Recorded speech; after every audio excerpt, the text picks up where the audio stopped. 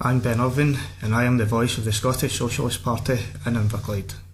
Unless you've been living under a rock for the last couple of years, you'll have noticed that something rather important has been happening in Scottish politics.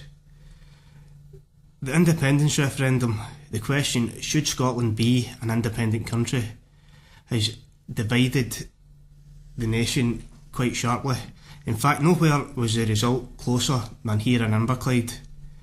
Overall, the No camp scored a narrow victory by about 55% to 45%, but here in Inverclyde the vote was split almost 50-50. Now, granted, at the Scottish Socialist Party we're extremely disappointed by the referendum result. It's a huge opportunity wasted. By voting yes, we could have opened the doors to a fairer, more equal Scotland.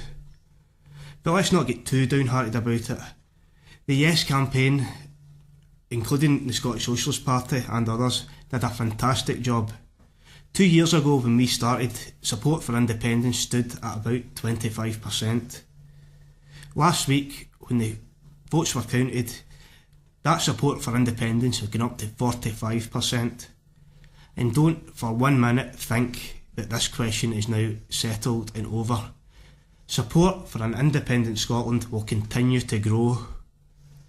The weekend after the referendum was held, the Scottish Socialist Party gained 2,000 new members.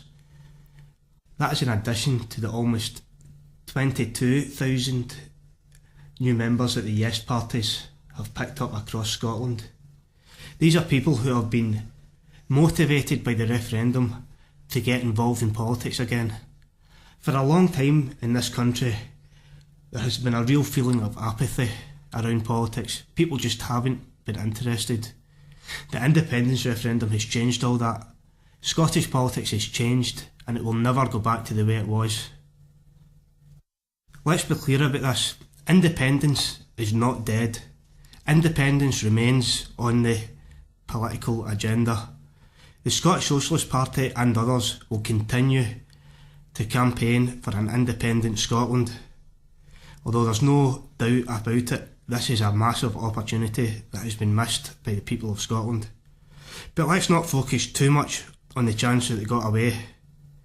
But also, and importantly, let us never forgive New Labour for doing the Tories' dirty work for them. New Labour politicians were disgracefully going door to door, spreading lies and threats. The worst was probably telling pensioners that if they voted yes, they would lose their pensions, despite the fact that the UK government had already promised that all pensions would be safe. The impact of that scaremongering was seen clearly in the stats. Under 65s voted overwhelmingly in favour of independence. If only under 65s had voted, Scotland would now be on its way to being an independent country. The reason the No campaign won was because the over 65 vote, the pensioners, was skewed heavily to the No vote. 73% of pensioners voted against independence. Why? Because of the scaremongering and the lies by New Labour politicians.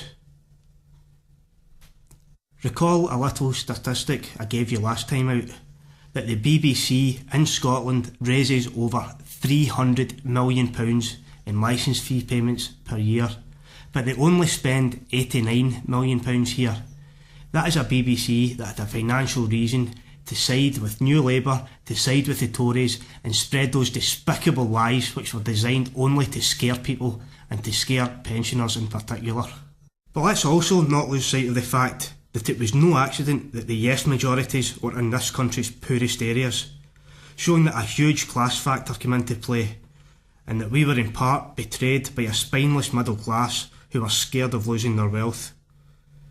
Bearing that in mind, it is clear that this country now needs the Scottish Socialist Party more than ever to resist the consequences of the No vote that we rightly warned about during the referendum campaigning.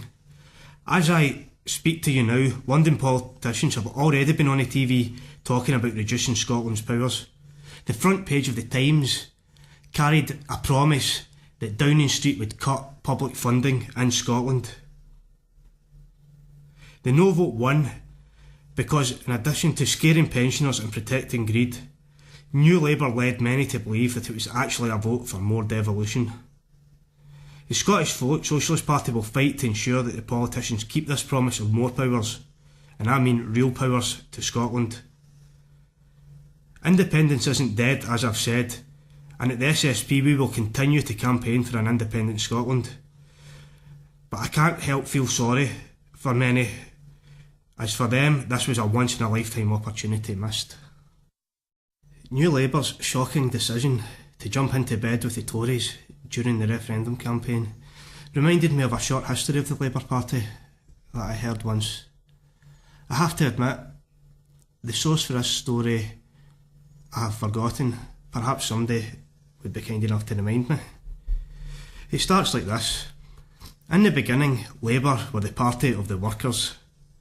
Then, from about the 50s onwards, they became the party of managing the workers' expectations. And the workers, by and large, put up with it. But then came Blair and Brown, and Labour became New Labour, the party of the bosses and the millionaires. But we already had the Tories as the bastard party, so Labour became the only thing worse than the Tories. They became the two-faced bastard party. I've paraphrased that story, of course. The referendum, of course, threw up an interesting angle from an Inverclyde point of view.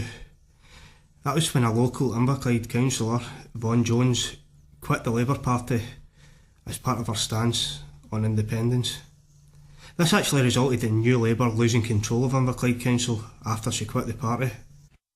The SSP has a number of members in Councillor Jones' ward, and they've asked me to express their thanks to Councillor Jones for her brave and principled stance. We need more politicians who act on their principles and not their party's orders. Now that we're talking about politics in Inverclyde, it seems like a good chance to speak about these new parking charges which the council have introduced. They're due to come into effect, I believe, on the 6th of October. The rationale behind it, we're told, is to ease congestion and help traffic flow throughout Greenock. This seems like a decent objective and certainly something that the council should be pursuing, but I'm worried about some other more insidious things which they seem to have sneaked in with this. I'll just say, of course, that it's true that for a number of years now, illegal and irresponsible parking, such as parking on double yellow lines, has been a problem in Inverclyde. Both businesses and members of the public have been becoming increasingly frustrated, so it's definitely welcome news that Inverclyde Council are now acting in some way to deal with this problem. However, as I've said, insidiously sneaked in with these new measures, the council has started issuing penalty charge notices of £60 to anyone who parks a wee bit too long in one of their car parks. This to me seems like nothing more than a money-making scheme by the council.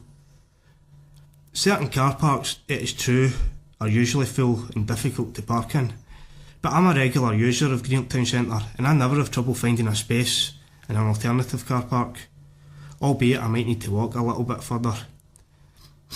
As long as, for example, disabled parking is fully compensated for, is fully provided, having to walk a wee bit further, to me, doesn't seem like a major issue. As I've said, I think the council is using this as an excuse to make money, to get money off of hard-working people. These charges are only going to make shopping in Greenock even more unattractive to locals, who are already spoiled for choice with Braehead and Glasgow within easy commute. The council should be trying to attract shoppers to Inverclyde, not giving them more reasons to stay away. The council, in my view, is now no better than these private firms who issue parking charge notices, that is, imitation penalty notices, and then try to bully people out of their hard-earned money. Okay, so I've introduced some quite similar jargon, so let me just explain this a bit more, just for my own benefit, just to make sure that I'm explaining this properly. A penalty charge notice, which is what I'm talking about, the council issuing, is a penalty which is issued either by the local council or by the police. You can appeal these if you think they're unfair, but if issued correctly, you should pay these or you will face debt recovery action ordered by a court. A parking charge notice a very similar language there, but a parking charge notice is issued by a private company, and this is different, and it's almost certain that no court action will follow if you don't pay it. Every year in Britain, about 1.8 million drivers are sent a parking charge notice, usually for between £60 and £100. These often include threats of legal action if the charge is not paid. Despite the official language and look of the notice, that is, they are made specifically to imitate penalty charge notices, but despite this, they are not legal fines or penalties. They are in fact just greedy attempts by parasitic private companies to make a profit by bullying people out of their hard-earned money. So a penalty charge notice, issued by the police or the local authority, you are legally obliged to pay unless you appeal it. A parking charge notice, on the other hand, carries almost no legal standing. So as far as a parking charge notice goes, the one issued by a private company, the charge is not a fine or a penalty. It is supposed to be compensation for losses suffered by a company, such as lost trade because another customer couldn't get parked in that shop's car park. Therefore, the company must prove that the charge was fair. A £100 charge for being 2 minutes in a half-empty car park is clearly unfair, as it would not have cost that company any lost trade. If no contract actually existed, then the demand for money has no legal basis. If the company cannot establish who the driver was, then they cannot pursue the case any further, because they cannot show that a contract existed. In England, the registered keeper might be liable, but in Scotland it is the driver. So remember, if you feel the parking charge notice, that is a parking charge notice issued by a private company, was fair, then by all means pay it. However, if you simply don't admit to being the driver, they can't enforce it because they can't prove who was driving the vehicle. This is happening locally. Beinn Irbhinn in Greenock uses a private company to manage their car park. That company is called Smart Parking. Smart Parking issue charges of £90 for anything that they call a contravention. A contravention basically means being even 2 minutes too long in their car park.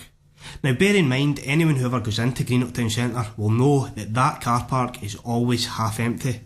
So how can they justify charging £90 if you're there a couple of minutes too long? You're not keeping anybody else out the shop. The shop's not losing any trade. I think it's a disgrace that a private company is legally allowed to bully ordinary people for their money. I demand that action is taken to control these companies and that the law is changed to protect the people they prey upon. I call on Beinn Irbhinn and Greenock to cease using this parasitic company and instead use a more ethical parking management system. I also call on Inverclyde Council, controlled by New Labour, to reverse its decision to issue these scandalous penalty charges for minor parking infringements. I'm going to finish this week's show with just a couple of thoughts on world politics, with what's happening in the wider world, because of course stuff that happens out in the wider world doesn't happen in isolation from us. Everything's connected. It affects us somewhere down the line. And it seems that it wasn't only in Scotland that the forces of evil managed to win a vote on the 18th of September. It's come to my attention that on that day, Washington voted to send more weapons to ISIS, the Islamic State. Now they've claimed that they're only supporting moderate rebels in Syria, but when we take a closer look at the groups that they're actually supplying, it shows that these groups make no secret of their affiliation with ISIS. This is not long that after, in this country, David Cameron made TV appearances fawning outrage at the execution of a Scottish hostage by ISIS, all the time failing to mention the fact that it was his government that had been funding and arming ISIS in an attempt to overthrow the democratically elected Assad. We now have the prospect of our troops having to go back to Iraq to fight the terrorists that our own government is funding.